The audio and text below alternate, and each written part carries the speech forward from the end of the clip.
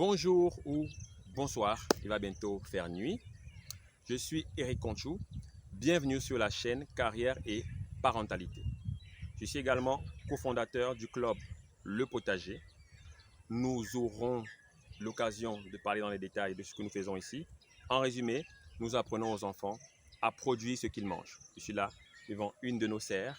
Nous sommes à Yassa, à la cité Chirac. Est-ce que l'école en vaut vraiment la peine? Question un peu bizarre, difficile, mais je pense pertinente. Commençons par l'éducation. L'éducation permet d'instruire, c'est-à-dire d'apporter de nouvelles connaissances à quelqu'un. L'éducation permet également de qualifier. Après avoir instruit l'enfant, le jeune, on le qualifie pour un métier dans la société. Voilà en gros à quoi sert l'éducation.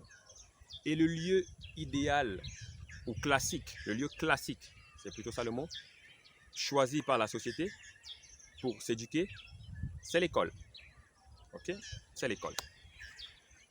Mais toi qui regardes cette vidéo, vous qui regardez cette vidéo et qui travaillez déjà, vous avez certainement déjà entendu parler d'autres notions telles que l'innovation, la passion, le bonheur, l'équilibre, vie privée, vie professionnelle, toutes ces notions abstraites, mais qui bizarrement prennent de plus en plus d'importance dans nos vies, dans la société de manière générale, mais dont on parle très peu à l'école. Pourquoi? Pas savoir. Pourquoi? En réalité, il y a peut-être un problème d'appréhension, de définition, d'objectif. Je vais me référer à quelqu'un que j'apprécie bien, Xavier Niel, avec qui je suis d'accord sur ce coup. Xavier Niel, c'est le PDG de Free, un opérateur télécom en France.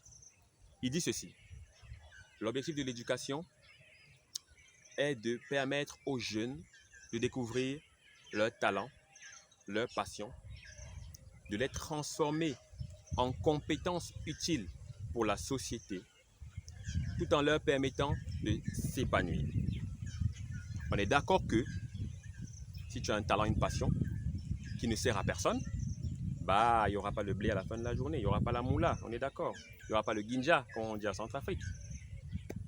Donc voilà, permettre aux jeunes, je le répète, de découvrir leur talent, leur passion, transformer ces talents et passions en compétences utiles pour la société, est très important, tout en leur permettant de s'épanouir.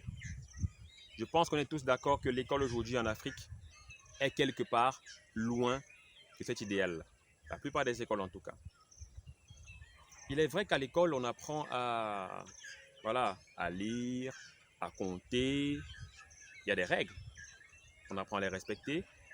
Il y a de l'interaction humaine. On apprend à vivre en société. Ok, tout ça, c'est très important. Mais honnêtement, je pense que c'est très peu par rapport à tout ce que le monde a à offrir à nos enfants. C'est vraiment très peu. Moi, par exemple, je trouve que j'ai de larges épaules. Ok, j'aurais pu faire un grand nageur si mes parents m'avaient amené à la piscine ou, n'allons pas loin, à la rivière du quartier. Ok, je connais des gens qui ont fait de longues études et qui aujourd'hui dans la vie professionnelle font des choses qui n'ont rien à voir avec leurs études. Rien à voir avec leurs études. Il y en a qui font de longues études et à la fin font une autre formation pour pouvoir s'insérer. Ok, pour pouvoir également s'épanouir des fois parce qu'ils ne sont pas à l'aise dans ce qu'ils faisaient précédemment. Donc, c'est vraiment un problème qui pour moi est très, très, très important. Très, très, très, très important. Quand on choisit l'école de nos enfants, on doit faire très attention aux activités périscolaires offertes par cette école-là. Une école qui n'offre pas d'activité périscolaire, je pense qu'il faut la zapper. La plupart des écoles aujourd'hui ont compris ça. Ça commence à venir. Mais honnêtement, il faut faire attention. Et en plus des activités offertes par l'école, il faut nous-mêmes qu'on crée d'autres activités, qu'on crée d'autres occasions qu'on amène les enfants à se toucher, à se frotter à un maximum d'autres choses.